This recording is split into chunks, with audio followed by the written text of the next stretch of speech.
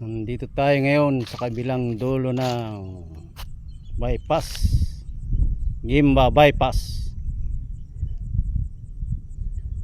Ito ang dulo at doon tayo nang galing sa kabilang dulo.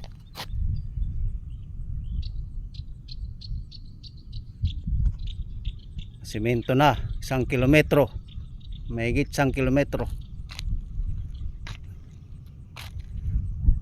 Ito ay 6 lane, malapad. At doon naman ang papunta, malayo pa, lupa pa, tagal pa ito matapos.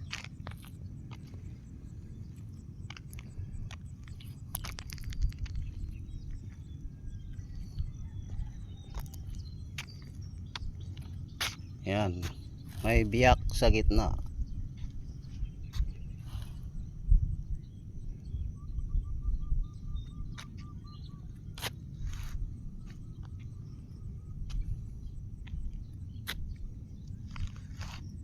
Yan ang dulo, papunta pa doon, malayo pa, matagal pa ito matatapos.